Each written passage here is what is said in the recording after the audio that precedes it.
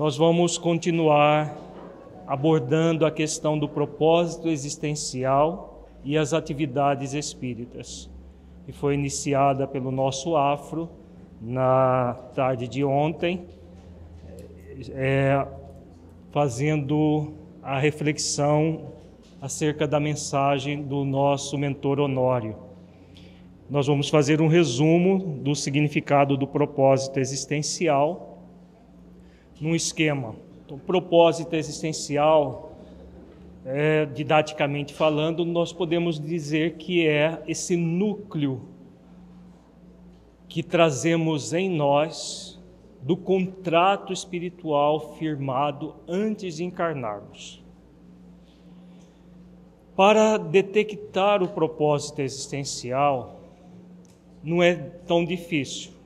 Basta você observar qual é o seu principal sentimento egóico ou vício moral.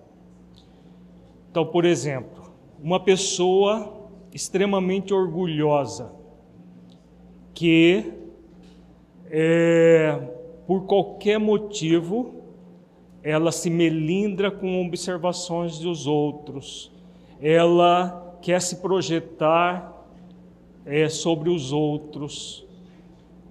Isso indica que o seu principal problema é o orgulho. Então, o propósito existencial é desenvolver a humildade, transmutando esse orgulho. Uma pessoa que se culpa pelas mínimas coisas, o tempo todo focada em se culpar diante das várias questões da vida. O seu propósito será desenvolver a autoconsciência para transmutar essa culpabilidade, se dando oportunidade do perdão, do auto-perdão. Mas não é o auto-perdão que transmuta a culpa, é a autoconsciência, porque a culpa é um processo de ansiedade de consciência. Então, nós todos temos o nosso calcanhar de Aquiles, que é o nosso principal sentimento egóico. Claro que existem outros, né? Nunca os sentimentos egóicos andam sozinhos. Mas aquele é vamos dizer assim, o mais cabeludo, o mais parrudo, bem fortão. E aí, detectado esse principal problema, a virtude que o transmuta é o nosso propósito existencial. E o propósito existencial, ele vai aparecer, o convite da vida, em todas as circunstâncias da nossa existência corporal, como orienta o mentor Honório na mensagem Contratos Espirituais, em todas as áreas da nossa vida. Nós focamos ontem, como o Afro disse, a questão doutrinária, porque o nosso objetivo é trabalhar o movimento espírita. Mas se nós formos lá na mensagem, ele fala sobre a questão familiar, a questão profissional, pessoal, todas as áreas. Então nós temos, numa existência comum na Terra, todas essas áreas aqui. O pessoal, o familiar, o trabalho profissional e voluntário, a nossa atividades sociais, relacionais com pessoas várias da sociedade. Tudo isso é o quê? É o circunstancial. Então, voltando à questão que nós começamos o seminário ontem, existe o existencial e o circunstancial. Nas várias áreas da nossa vida são circunstanciais, porque são transitórias. Todas as atividades que nós fazemos no mundo físico, por mais importantes que sejam, são transitórias em si mesmas. O que é existencial é aquilo que é permanente, é para a eternidade. Então, o que vai acontecer em relação ao propósito? Em todas essas áreas, nós vamos ser convidados pela vida a cumprir o propósito existencial. Então, o que são provações? Provações são os testes que a vida nos oferece em forma de experiências de desafio para que nós desenvolvamos o propósito existencial. Então, aquela pessoa que tem orgulho à flor da pele, vamos dizer assim, em todas essas áreas, ela vai ser testada no seu propósito. Então, o movimento dela, por exemplo, é de se tornar um tirano doméstico. E ela vai, se tiver no movimento consciencial de vida, trabalhar a vida toda para se tornar uma pessoa mansa e humilde de coração dentro da família. Se ela tiver, por exemplo, numa atividade no movimento espírita, a tendência dela é tornar-se um líder autocrático, daquele que manda, eu é que faço, eu que aconteço, eu que sou dono do pedaço e pronto. O que ela é convidada a trabalhar no nível do propósito, humildar esse orgulho, humildar tudo isso para que ela possa se tornar um líder cristão de fato. E assim por diante. Em todas as áreas vão haver os testes, as provas, para que nós cumpramos o propósito existencial. Se nós estivermos no movimento consciencial de vida. Porque se nós estivermos brincando com a vida, a gente deixa tudo para depois. E aí acontece aquilo que nós trabalhamos ao longo do dia todo, do dia de ontem, que são as questões, né, da deserção, seja individual ou que envolve o coletivo. Então, voltando agora para o movimento espírita. O propósito existencial dentro das atividades doutrinárias espíritas, nós estaremos envoltos por 3 condições: a inibição, a exibição e a conexão. Vamos ver primeiramente os 2 movimentos egóicos, a inibição e a exibição. Na inibição, é um processo no qual a pessoa, coibida por uma ação obsessiva sutil, desconecta-se do propósito pela estagnação, voltando-se para dentro, tornando-se inibida em seu potencial. É uma tática que os espíritos das sombras têm utilizado nos últimos anos, com muito mais eficiência do que as outras táticas. Porque antes eles agrediam a pessoa de uma forma tal que elas deixassem o movimento espírita. E essa era a tática principal dos espíritos sombrios até um certo tempo atrás. Hoje, eles perceberam que isso fortalecia tirava muita gente do movimento, mas fortalecia outras tantas, que se tornavam bastante coesas na própria questão doutrinária. O que eles perceberam? Que isso não estava adiantando muito. Então, o que é melhor? Manter as pessoas dentro do movimento, mas inibidas, fazendo o mínimo para não fechar as portas do centro. E nós temos visto nos últimos anos muitos centros espíritas completamente inibidos. O expositor faz aquela palestra xoxa que, se ele não estiver em pé, ele mesmo dorme. As pessoas, se fala em fazer, vamos implementar aqui um atendimento fraterno. Não precisa não, as pessoas vão levando. Vamos fazer uma atividade X? Não precisa não, só reunião pública e a mediúnica basta. é uma reunião pública xoxa, um passezinho xoxo depois e a reunião mediúnica. E olhe lá se tem outras coisas. Muitos centros espíritas estão nessa condição. As pessoas inibidas, os trabalhos inibidos, né? E isso é muito grave, porque gera um processo de deserção tormentoso. Daqui a pouco a gente volta a falar da deserção. Porque é um processo em que a pessoa permanece no trabalho, mas não trabalha. Isso é grave, porque permanecer nos cargos, sem ocupar os encargos, é gravíssimo consciencialmente. Mas tem os inibidos que largam tudo, deixam tudo para depois. Na próxima encarnação eu cuido dessas coisas.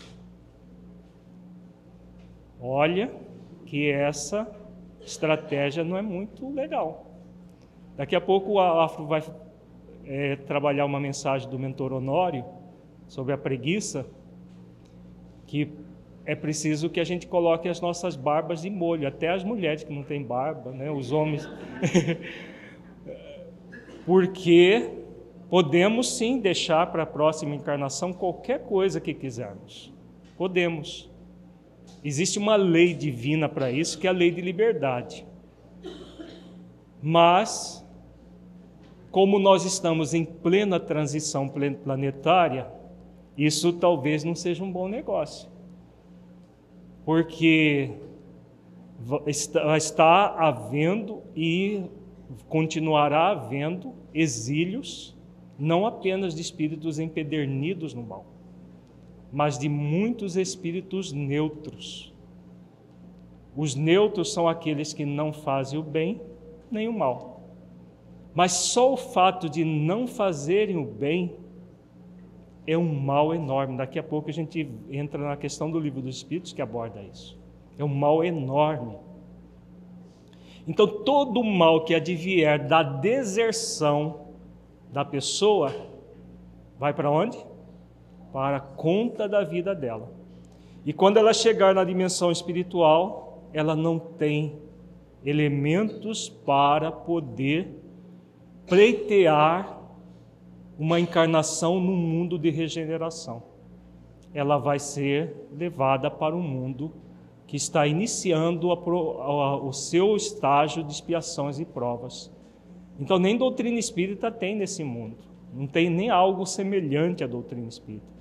Tudo está por fazer.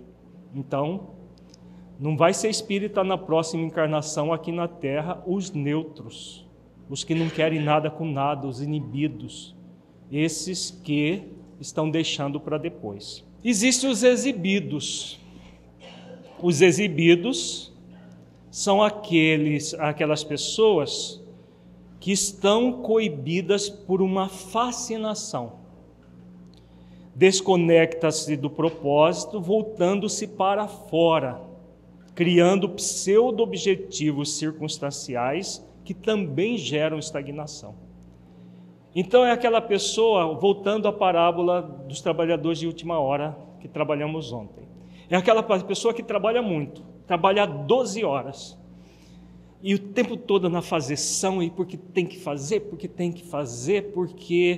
o tempo urge, vamos fazer e vamos acontecer.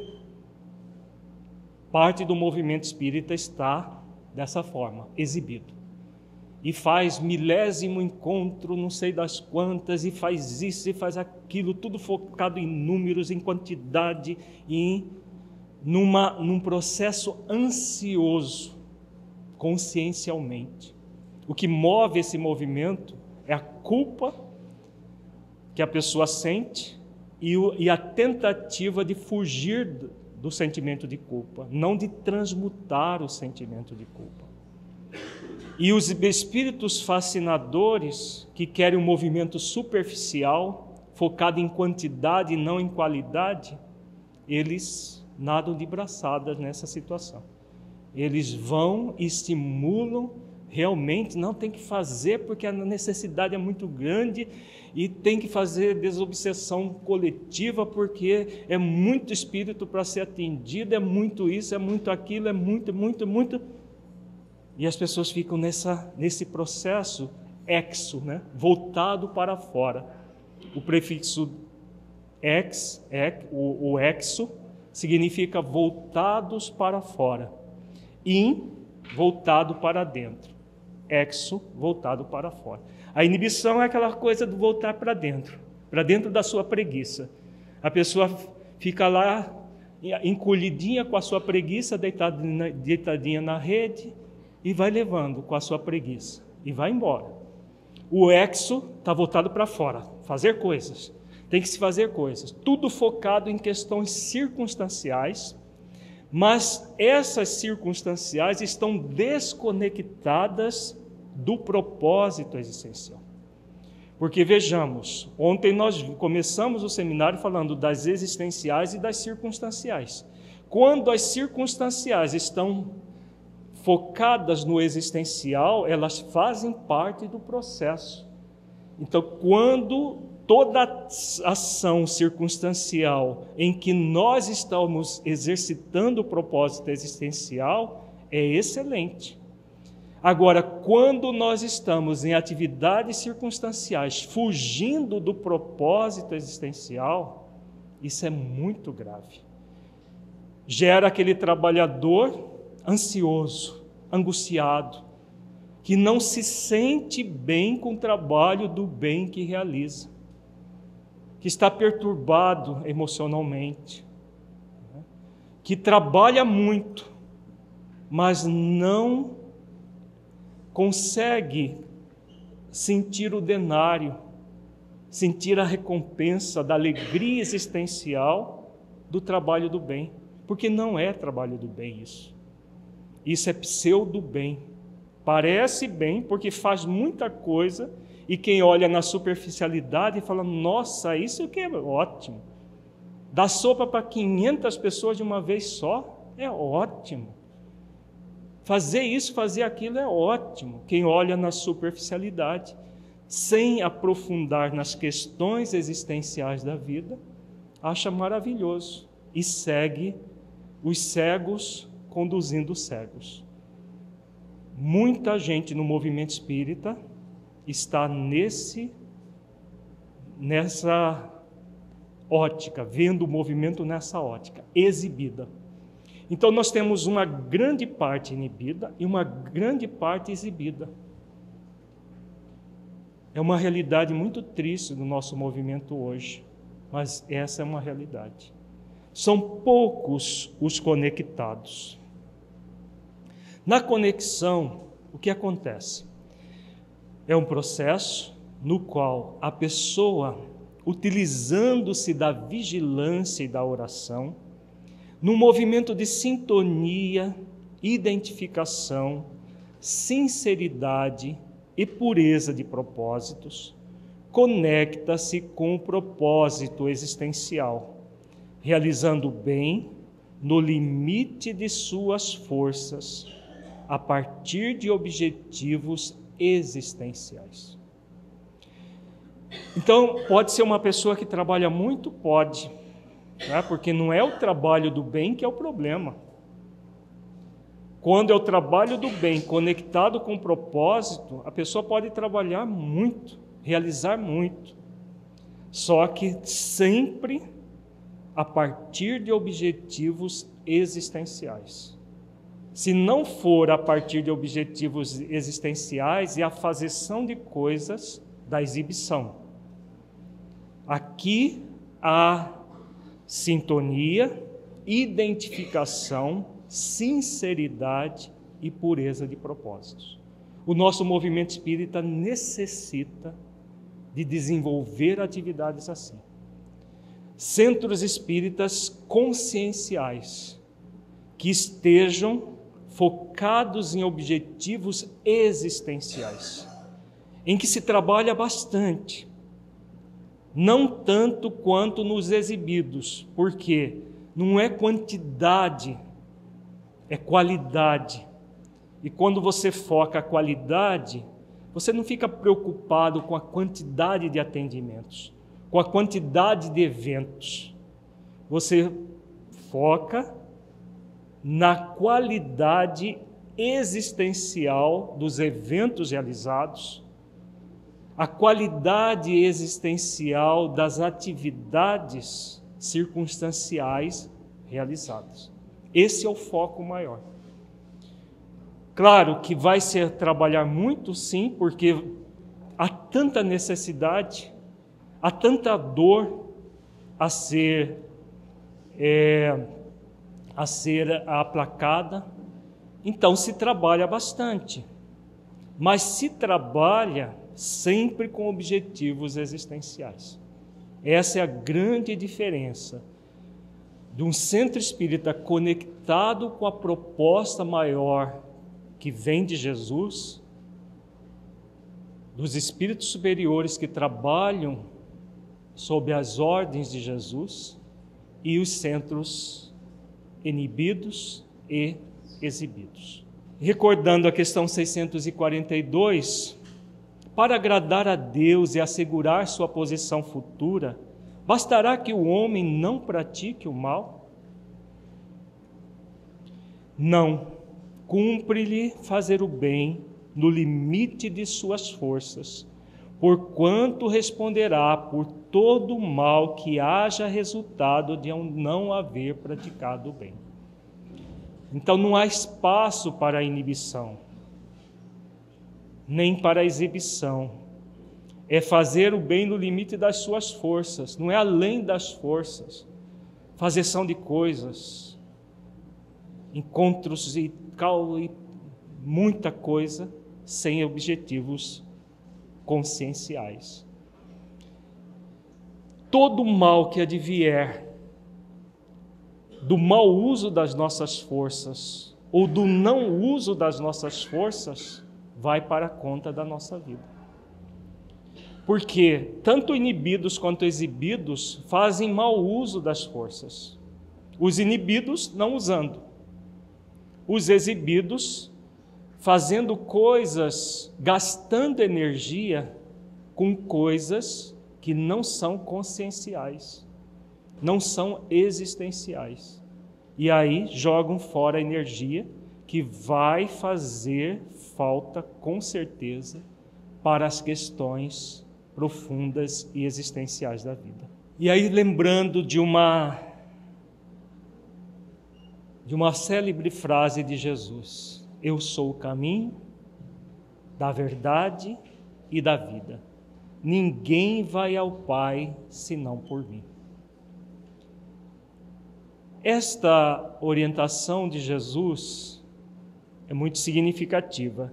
Vejamos o sentido disso dentro da ótica que nós estamos trabalhando. O que é o caminho? O caminho é como nós vamos agir na vida. Como ser? Vamos agir como espíritos imortais? Ou vamos agir como pessoas que estão aqui para gozar tudo que o corpo dá direito? Vamos estar de férias lá no planeta, tem um planetinha joia lá, que é balada para tudo quanto é lado, é coisa para fazer que é uma beleza. Tem coisa para entorpecer a mente que é uma beleza, desde bebidas de todos os tipos, todos os gostos, até outras drogas e tudo mais. E vamos que vamos. É para isso? A vida no corpo físico? Muitos acreditam que é para isso, inclusive muita gente do movimento espírita. Acha que dá para viver esse mundo e ao mesmo tempo vai lá no centro e vai fazendo as coisas. Isso não é uma proposta para espíritos imortais que se sabem espíritos imortais, se sentem espíritos imortais e por isso vivem como espíritos imortais. É aquele que sabe porque faz sentido esse negócio de a gente ser espírito, mas fica só nisso. Não sente profundamente em si mesmo, e como não sente, não vivem essa realidade. Verdade. Por que Jesus disse, eu sou a verdade? O que é ser? Reporta a verdade. Ser espírito imortal. Caminho, como ser. As várias circunstâncias focadas no propósito existencial. É a ação, agir como espíritos imortais. A verdade é o quê? Não são as leis divinas na nossa consciência? Então, nós trazemos o contrato espiritual na nossa consciência. Porque o contrato espiritual, o que ele é? O que é, gente, o contrato espiritual? Se não o delineamento das leis divinas para que nós hajamos naquela encarnação. Faz sentido? Ele é como se pegasse todas as leis que nós defraudamos no passado e os benfeitores espirituais, conhecedores de tudo isso, de todo o nosso passado e de todas as nossas necessidades, eles traçam um roteiro que nós seremos testados, passaremos por provas para cumprir as leis que não cumprimos. Só é possível cumpri-las sendo espírito imortal no corpo, agindo como espíritos imortais no corpo. Por quê? Temos o existencial, que são as leis que representam a verdade em nós, e o circunstancial, que nós vamos agir no mundo. Então é o caminho. Qual é o caminho que nós vamos trilhar no mundo? Este aqui. Agir como espírito imortal. Por quê?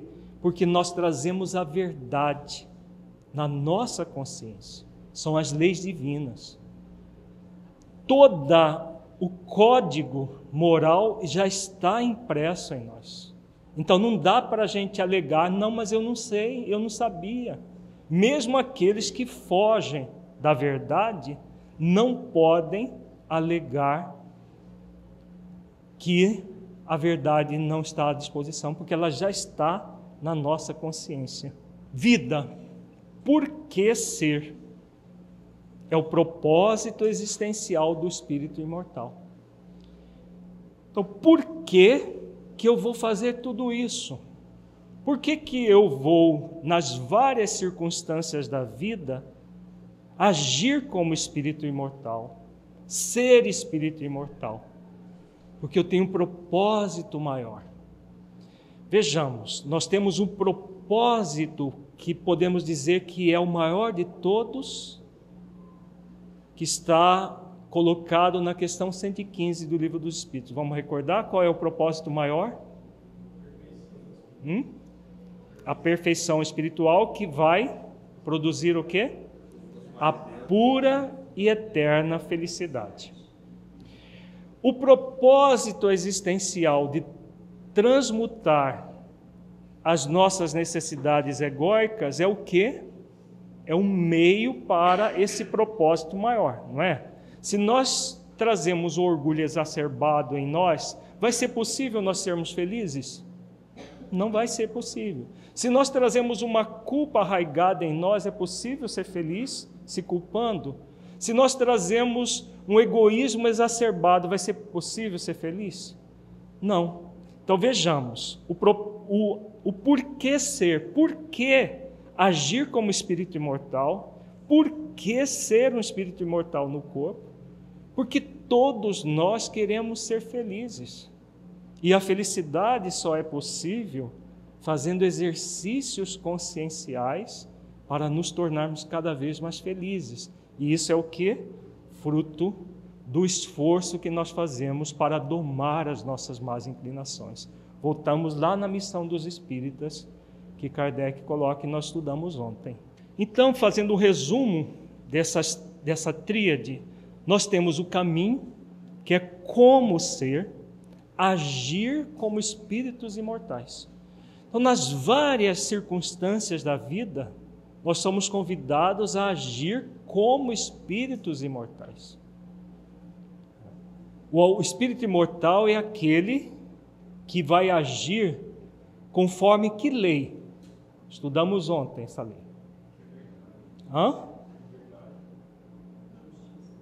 Amor, justiça e caridade, que é a lei maior, usando a lei de liberdade, que é o seu livre-arbítrio, né? Mas a lei que é a principal é a de justiça, amor e caridade. Nós vimos ontem, no início do estudo da mensagem sobre o homem de bem. Esse é o grande caminho, agir fazendo esforços. Claro que não é exigir de nós perfeição, porque isso é impossível. Mas fazer esforços de aperfeiçoamento cumprindo a lei de amor, justiça e caridade. Nem sempre a gente consegue agir assim, mas quando a pessoa está focada no existencial, ela aprende com seus erros. Daqui a pouco a gente foca nisso, na questão do aprendizado com os erros e com os acertos. Os benfeitores não exigem de nós perfeição, nem eles são perfeitos ainda. Os espíritos superiores não são perfeitos ainda. Então eles não vão exigir de nós algo que nem eles conseguiram ainda. Mas eles nos incentivam sempre ao aperfeiçoamento. Então esse é o caminho, agir como espíritos imortais para nos aperfeiçoar sempre. A verdade, o que é ser espírito imortal? Que esse movimento que eu sei que eu sou um espírito imortal. Eu não acredito que eu sou um espírito. Eu já passei dessa fase do acreditar. Eu sei que eu sou um espírito imortal. Quando eu sei, eu fiz a síntese entre as dimensões do saber, do sentir e do vivenciar. E aí eu me sinto e vivo como espírito imortal, que é a terceira etapa da tríade. Por que ser espírito imortal? O propósito existencial do espírito imortal, tudo isso somado gera consciência espírita. Sermos espíritas conscientes do nosso papel. O nosso compromisso é de levar avante o Consolador para a humanidade inteira, cada um no seu nível de compromisso. Agora, onde começa a humanidade? Em nós mesmos.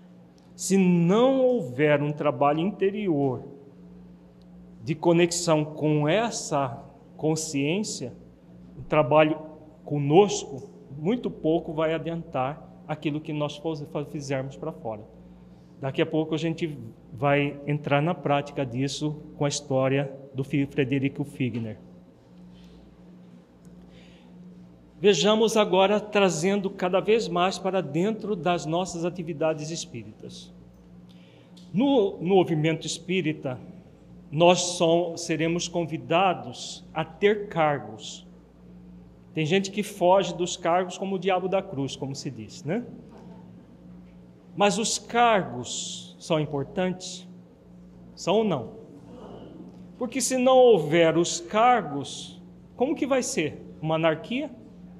Não tem presidente, não tem diretores, não tem nada, e aí cada um por si, cada um faz o que acha melhor e vai levando. Imaginemos se nós tivéssemos centros espíritas federativas assim, sem os cargos atinentes à organização disso tudo. Então, o cargo está no nível do ter. Todo cargo remete aos encargos, o nível do fazer. O fazer é aquilo que nós vamos realizar dentro dos encargos, conectados com o propósito existencial com os objetivos circunstanciais centrados no propósito. Para que haja uma harmonia entre cargos e encargos, entre o ter e o fazer, só há um caminho: ser espírita consciente.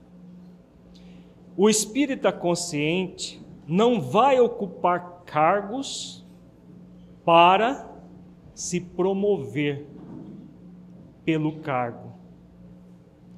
Não vai ocupar cargos sem fazer todos os esforços no limite das suas forças para realizar os encargos. Jamais. Aquele que ainda não desenvolveu a consciência, ele ocupa o cargo para se promover. Agora eu sou presidente do centro, grande coisa. Mas ele se acha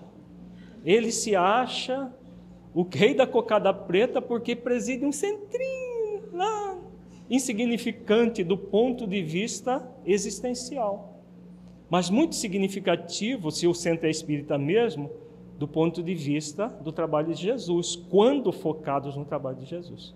Agora, quando focado no ego, um centro espírita egóico, e tem muito centro espírita egóico por aí, em que as pessoas que os dirigem estão focadas no ego, o centro vai ser egóico. Vai fazer diferença? Nenhuma. Não é uma luz. Porque tem muita gente ainda que, meio romântica, né, acha que só basta criar uma construção de alvenaria, escrever lá centro espírita, ali é um ponto de luz. Pode ser um ponto de trevas. Literalmente um ponto de trevas. Não é a palavra espírita que oferece luz, é a consciência espírita que nos oferece a luz. A consciência de conexão com o propósito existencial e com os objetivos circunstanciais referentes ao propósito. Isso gera o compromisso espírita. Quando nós estamos sintonizados nessa proposta, nós temos consciência espírita e adquirimos o compromisso espírita de velar por essa consciência em nós mesmos e no nosso movimento. Faz sentido isso, gente? Então, nós temos duas questões básicas a zelar: consciência espírita, a começar de nós mesmos, e o compromisso espírita no nosso movimento. Compromisso com Jesus, compromisso com Allan Kardec. Fora de qualquer situação dessa, não é doutrina espírita e não será movimento espírita, mesmo que o diga. Porque é fácil dizer que o centro é espírita. As leis não vão chegar lá, não, esse centro aqui não é espírita, porque aqui não existe isso.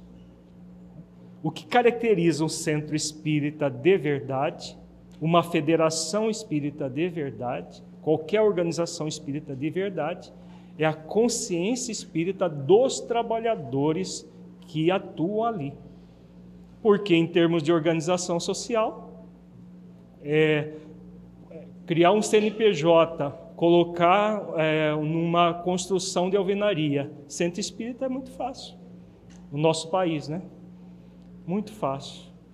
Viver doutrina espírita dentro dos centros espíritas é muito, o quê? Trabalhoso. Difícil não é não. Trabalhoso. Se é a consciência que vai da dimensão, se é espírito ou não, exatamente. A consciência dos trabalhadores, porque o centro espírita não é a construção. O centro espírita não são as paredes. O centro espírita são as pessoas que atuam nele. Se as pessoas estão focadas em pseudo-objetivos circunstanciais, desfocadas do propósito existencial, esse centro, apesar de se denominar espírita, não é espírita. Não? Existem centros sombrios, Quando uma pessoa, alguém constrói um centro espírita, quer fundar um centro espírita, ele está se comprometendo com essa tríade, sim. É um compromisso consciencial, nem sempre cumprido. Por isso, o compromisso espírita está intimamente associado à consciência espírita. Porque é fácil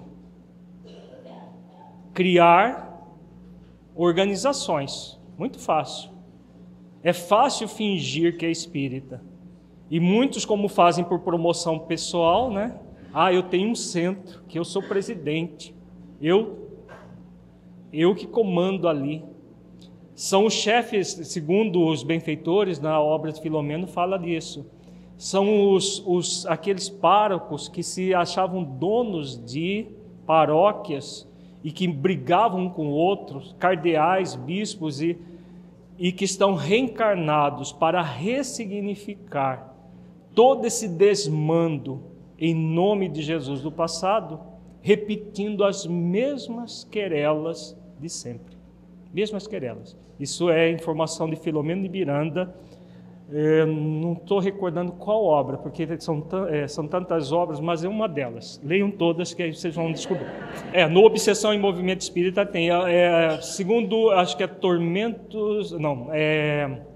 transtornos psiquiátricos e obsessivos. Tá? Mas se não for esse, vai ser o outro, aí vocês leem todos, fica melhor assim.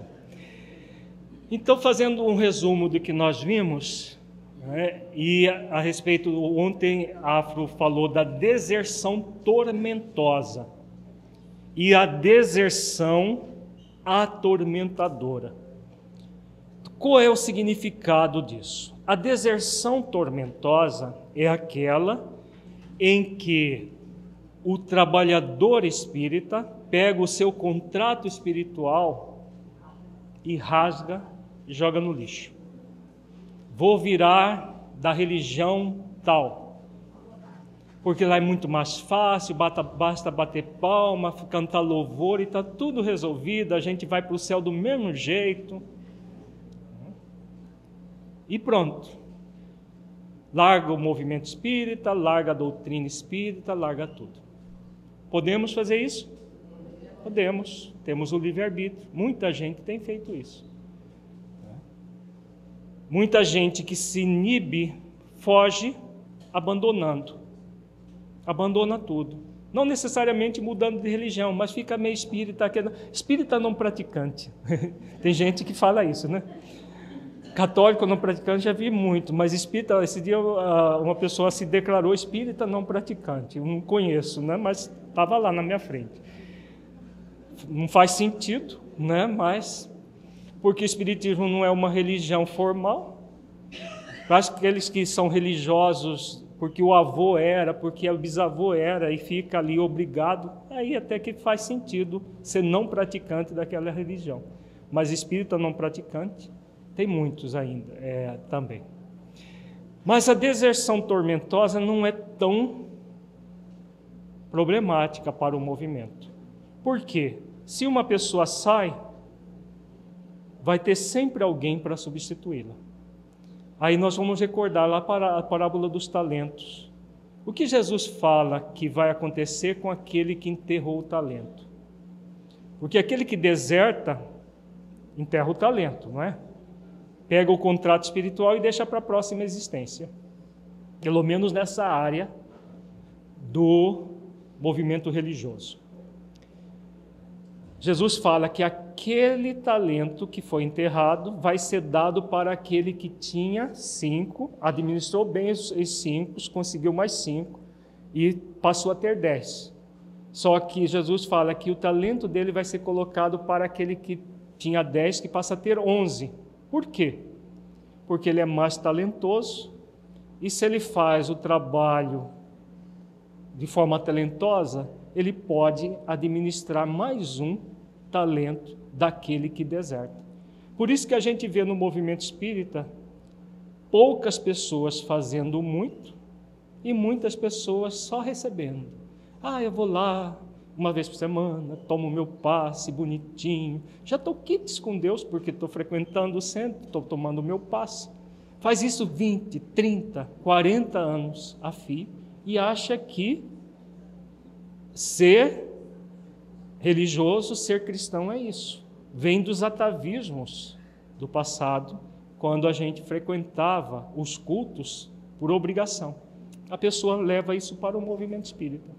Por isso que são poucos os trabalhadores, são muitos os convidados, mas poucos trabalham. Então são poucos talentosos trabalhando, administrando os talentos de muitos desertores.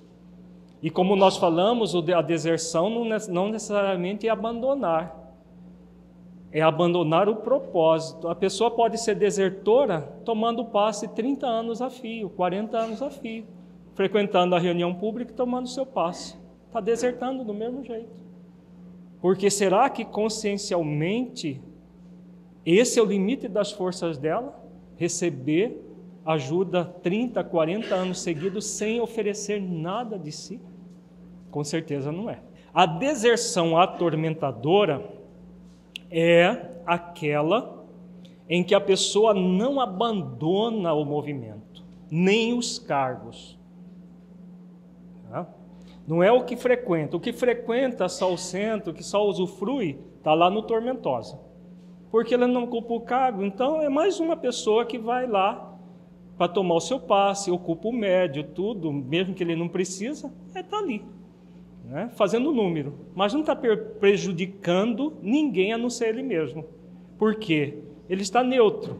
E o neutro, ele não faz mal, mas também não faz bem. E só o fato de não fazer o bem já é um mal, mas para ele. Agora, o atormentador, a deserção atormentadora, é aquela que faz um estrago enorme no movimento. A pessoa ocupa os cargos, realiza os encargos, focado em pseudo-objetivos circunstanciais. O estrago é muito maior. O estrago que os exibidos fazem é muito maior do que o estrago dos inibidos.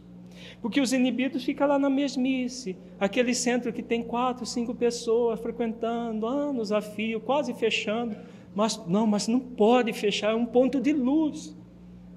Não tem luz nenhuma, mas elas acham que tem, né? E não fecha, fica ali. Então não faz muito estrago. Agora, uma pessoa como Edmundo faz um estrago, começa a falar, sair por aí fazendo palestra que o amor é livre, que agora você pode fazer sexo com todos e com todas, não importa como nem com quem, porque esse é o direito de todo ser humano, e faz palestras e seminários, como tem acontecido no movimento espírita. Isso é inócuo? Realizar ações assim é tranquilo para a pessoa?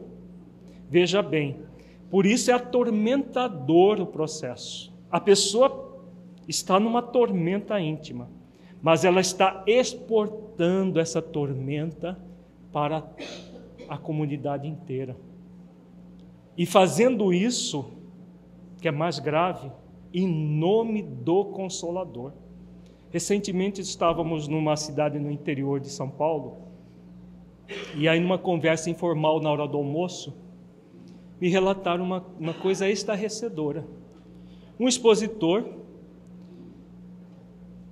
de projeção nacional, numa exposição no Centro Espírita, no meio da palestra, que não tinha nada a ver com o tema proposto, simplesmente provocou, literalmente, né, o termo provocou a plateia com a seguinte pergunta: o que vocês fazem na hora do rala e rola? E as pessoas caíram na gargalhada. Aí ele foi contar como ele age na hora do rala e rola, porque ele pensa nas meninas do Big Brother, que aquela gorda da mulher dele não serve para nada, mas aí ele pensa nas meninas. E aí, porque ela deve pensar nos atores da Globo e tudo mais. E aí o rally rola numa palestra no Centro Espírita, na hora de uma atividade que deveria ser sagrada. Isso não é atormentador? Porque, veja bem, e a maior parte da plateia, segundo os dirigentes da casa, que nunca mais convidaram o expositor, a maioria riu, caiu na gargalhada, acharam que era a coisa mais normal do mundo. E isso não tem acontecido uma vez, não. Muitas e muitas vezes. Expositores que se dizem espíritas, que psicografam livros dizendo que o que eles fazem da cintura para baixo não tem nada a ver com Deus. Falando isso em seminários espíritas, entre aspas. Essa é a deserção atormentadora que tem feito no movimento espírita muitas deserções, porque são cegos conduzindo cegos. Mas não são deserções de abandonar o movimento, por isso é muito mais grave. São deserções em que a pessoa se mantém no movimento, realizando essas aberrações. Seminários inteiros que são pura aberração doutrinária. E muita gente aplaudindo, achando maravilhoso. Por quê? O uniforme com vontade de comer, não é? A pessoa já tem a tendência a viver no mundo sem ser do mundo, a viver no mundo sendo do mundo, o contrário, né? Sendo do mundo.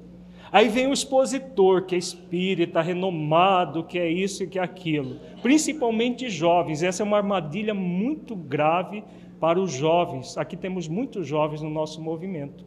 É uma armadilha muito grave, que esses líderes, entre aspas, que são falsos líderes, vêm, falam e acontecem, e os jovens que estão querendo muitas vezes pular para o lado de lá do mundo, aí, bom, está dizendo, né? Então, claro que eu posso, ele é renomado, é médio, é escritor, é isso, aquilo.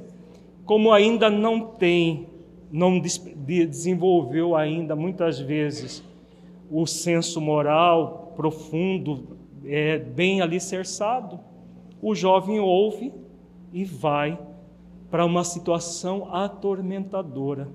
Então, por isso que é uma estratégia da sombra muito bem urdida e com uma eficácia muito grande. Como os trabalhadores podem se comportar em relação aos dirigentes que têm essa conduta?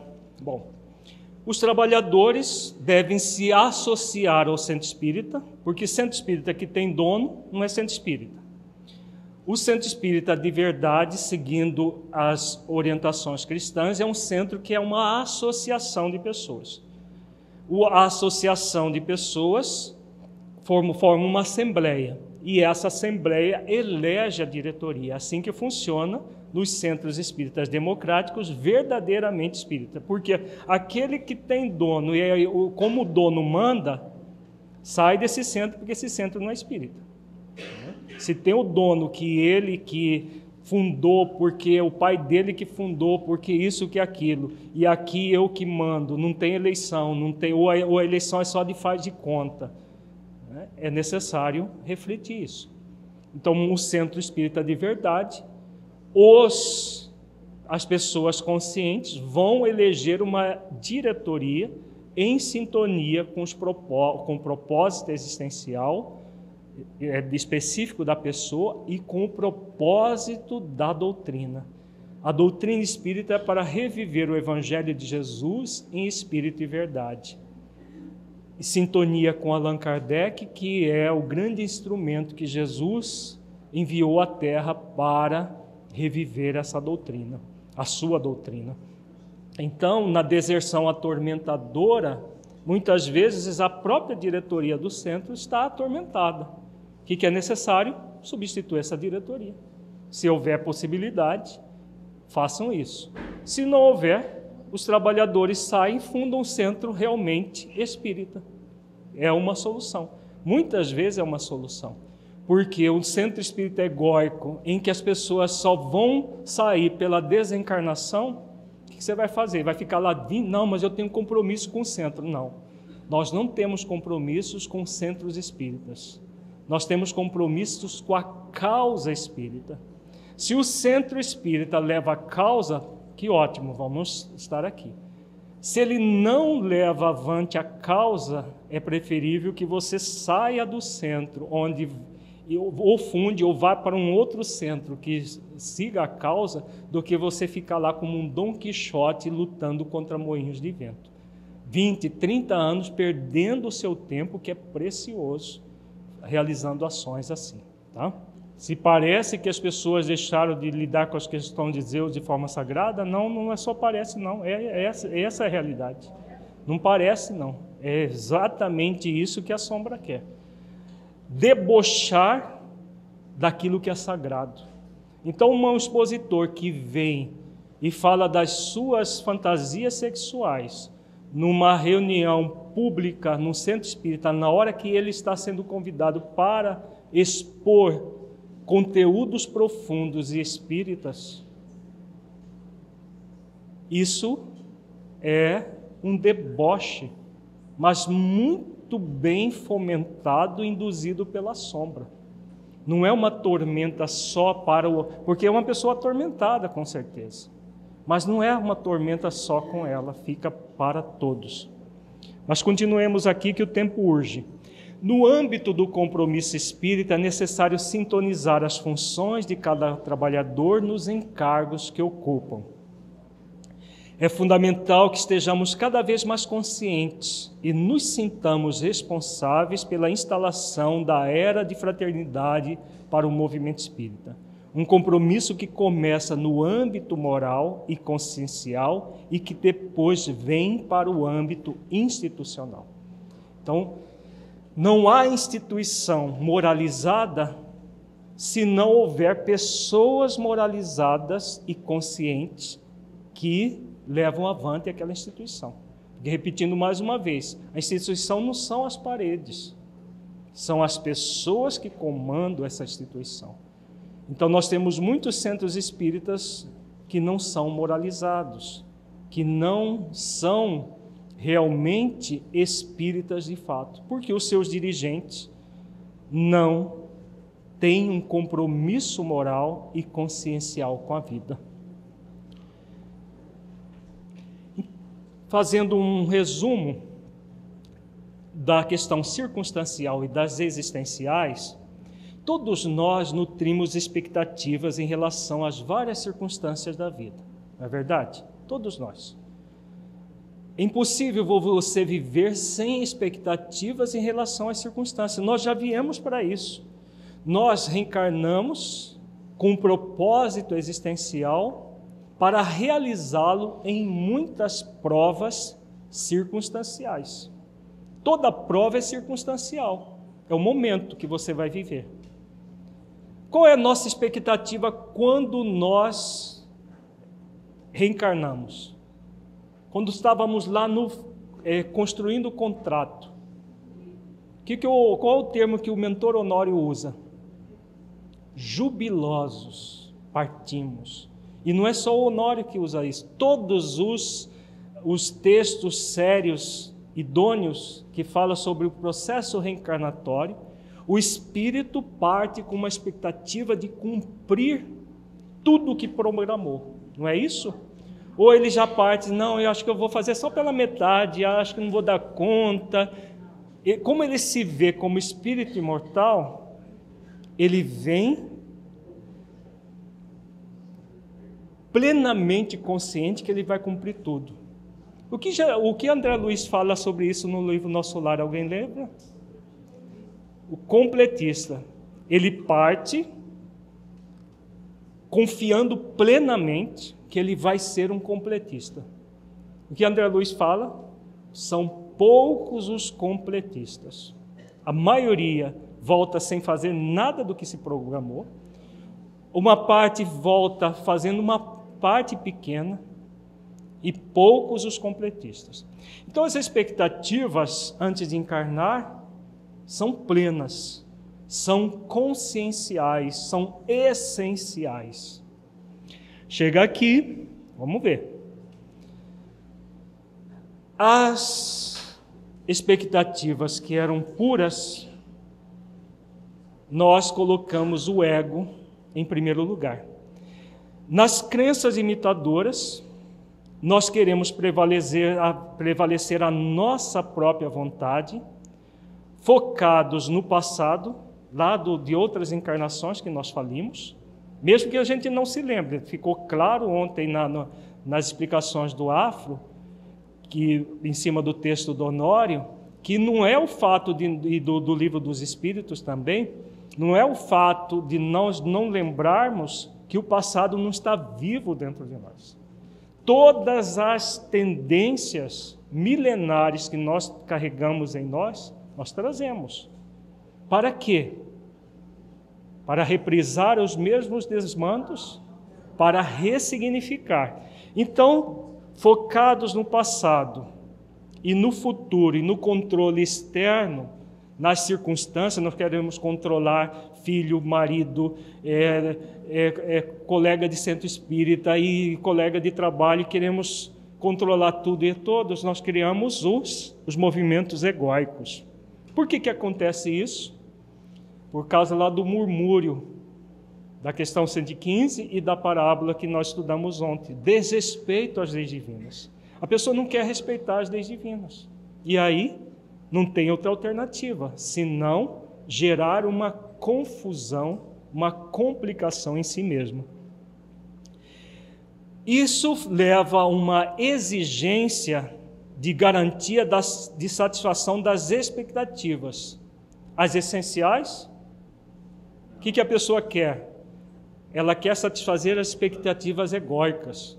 Ela quer o mundo do jeito como ela acha que tem que ser. E fica ali naquele movimento puramente egóico. Resultado disso, frustração decorrente da não realização das expectativas. Ela fica ali perdida nela mesma, angustiada.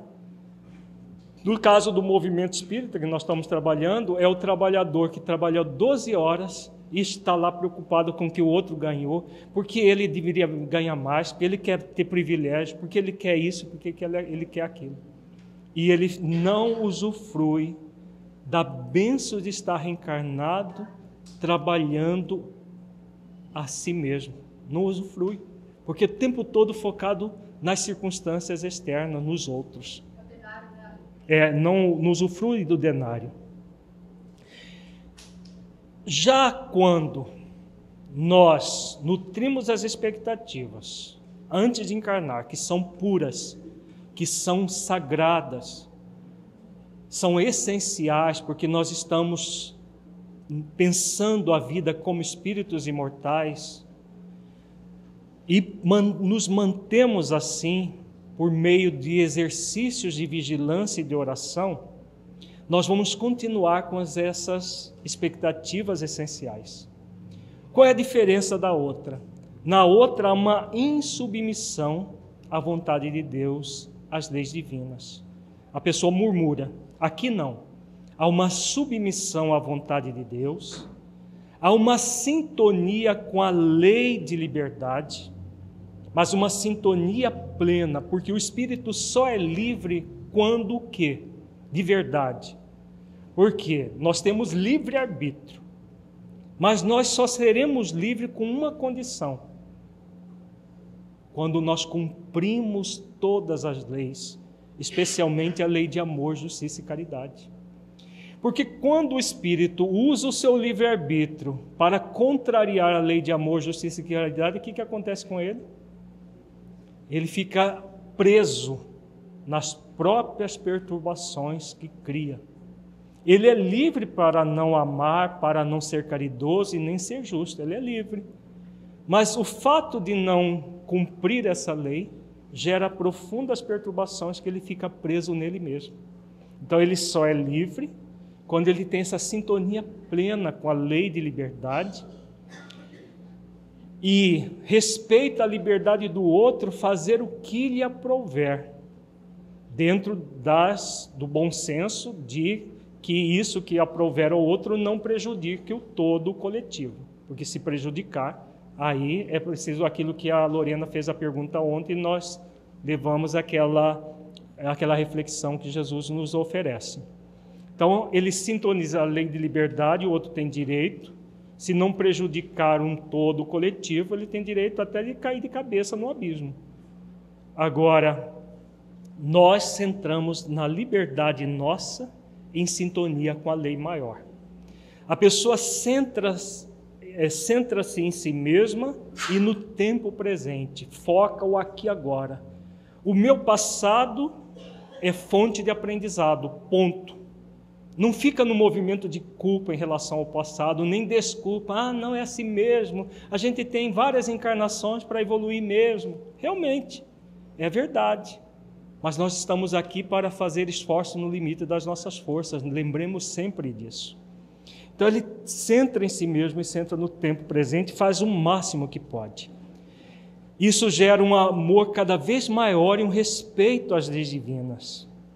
E uma aceitação da onipotência, da onipresença e da onisciência divinas. A pessoa vai ficando cada vez mais em sintonia com o propósito existencial, com seus objetivos circunstanciais centrados no propósito.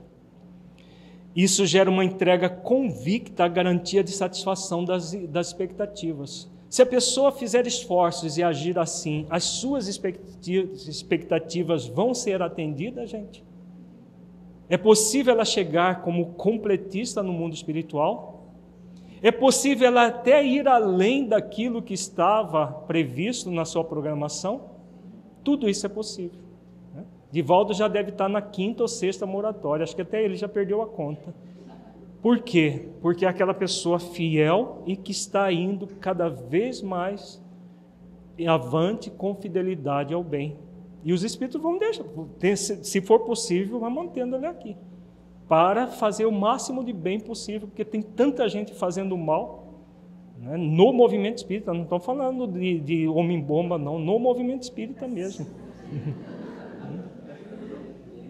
Isso vai gerar a gratidão consciencial de você estar no trabalho do bem e a felicidade decorrente da realização dos objetivos. Isso é o que na parábola? Usufruto do denário. É aquele direito que o trabalhador tem de gozar o bem que realiza. Então ele sente muito bem por estar no trabalho do bem. Alegria existencial de estar nessa tarefa e realizando cada vez mais, e isso o alimenta por estar na tarefa. No outro esquema, nós, nas várias circunstâncias da vida, vamos passar por experiências de desafio. O que são as experiências de desafio? São todas aquelas desagradáveis. Em se tratando de processo reencarnatório, quais são as experiências de desafio para nós? Quais serão? Por exemplo, se uma pessoa já desenvolveu a perseverança vai ser uma experiência de desafio para ela? Não. Mas aquela volúvel que qualquer coisa ela desiste, tem vontade, não vou largar a mão porque é muito difícil. Tudo que ela for fazer vai ser uma experiência de desafio para que ela desenvolva perseverança no bem.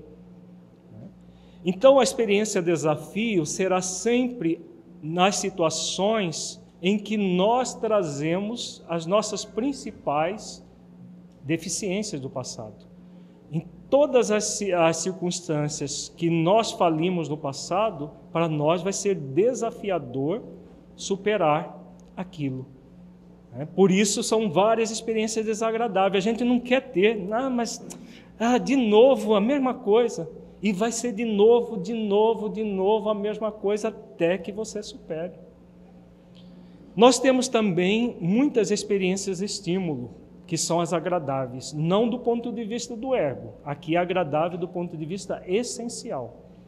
Um seminário como esse, para nós, para mim, por exemplo, é muito agradável.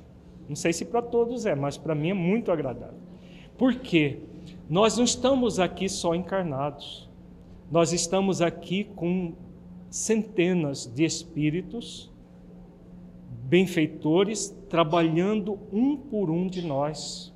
Podemos ter certeza disso. Até os que estão vendo pela internet, com certeza o anjo de guarda está lá trabalhando com ele para que ele sintonize com o contrato espiritual. Então, isso é estimulador para que nós possamos desenvolver as questões conscienciais da vida. Todas as experiências, tanto as de desafio quanto as de estímulo, são convites ao aprendizado. O aprendizado nas situações desagradáveis são as provas, os testes que nós somos convidados a fazer. Nas experiências de estímulo, são as situações que nós já dominamos, ou situações que somos estimulados pelos benfeitores espirituais, que nos convidam a aprender pelo amor. E isso vai produzindo experiências de aprendizado. As experiências de aprendizado são realizadas de duas formas: através do acerto, que nós vamos ter uma conquista a êxito, e de um erro, do erro, que seremos convidados a uma conquista aprendizado, aprender com o erro, quantas vezes forem necessárias. Isso tudo é o movimento de cumprir as leis divinas, desenvolvendo as virtudes essenciais, que vai culminar com a conquista da felicidade. Então, nós vamos desenvolvendo cada vez mais todo esse movimento existencial de vida. Nós estamos no corpo, mas nós não somos do corpo. Nós somos espíritos imortais no corpo. E o objetivo é cumprir as leis divinas, desenvolvendo as virtudes essenciais, trabalhando na vinha em nós mesmos, desenvolvendo essas virtudes e conquistando o denário, a felicidade consciencial. Já não é mais momentos felizes ou momentos alegres, é muito mais profundo. É a felicidade consciencial do espírito plenamente consciente de si mesmo. Quanto mais desafiadora é a experiência, mais a vida nos convida a desenvolver o propósito existencial, exercitando a virtude que transmuta o movimento egóico que somos convidados a transformar. Diante de cada experiência desafio ou experiência estímulo, uma pergunta, aqui é o como fazer. O que a vida está me convidando a aprender com essa experiência? Que virtude estou sendo convidado a desenvolver? Porque o que é comum acontecer? Quando surge uma experiência desafio, o que o ego fala para nós? Foge, não, larga a mão, deixa para depois, não faça. Isso é o ego. O que o ser essencial fala para nós? Que virtude estou sendo convidado a desenvolver aqui? Exercício para desenvolver virtude naquela experiência de desafio. Se nós desenvolvermos, que bom que nós tivemos aquela experiência de desafio, não é verdade? Porque nós realizamos aquilo que era próprio para nós naquele momento. A pessoa que não aceita uma experiência de desafio e cai, e não aceita a condição de ter caído e se culpa, o que fazer? Aí está mostrando que essa pessoa tem como propósito existencial trabalhar a autoconsciência. Tá? Porque existem pessoas que se culpam até com um copo que alguém derruba lá na mesa. Ela se culpa porque ela deveria ter ido lá antes de quebrar o copo e colocar o copo no lugar seguro. Era obrigação dela, porque é tão intrínseca a culpa que por tudo ela se culpa. Então o que é necessário? Desenvolver uma virtude, a virtude do autoacolhimento, da autoaceitação, consciente de si mesmo, e aí esse movimento de autoconsciência faz com que a pessoa veja a experiência de queda como um convite ao aprendizado. Porque se ela se vê com culpa, é como se a pessoa estivesse caminhando, escorrega, cai e começa a se encher de bofetada por ter caído. O que ela deve fazer se caiu? Levanta e continua caminhando. E presta mais atenção no caminho para não tropeçar em coisas que ela já tem condições de não tropeçar mais. Se encher de bofetada por ter caído não faz sentido algum. A vontade profunda de participar de um movimento de unificação coeso que leve avante a proposta da doutrina espírita de reviver o cristianismo virá da sintonia com o nosso propósito existencial e o propósito essencial do movimento espírita. Então, concluindo, agora nós vamos passar para o Afro, esse propósito existencial da doutrina é reviver o Evangelho de Jesus em espírito e verdade. Só é possível isso com base nas questões existenciais e profundas da vida.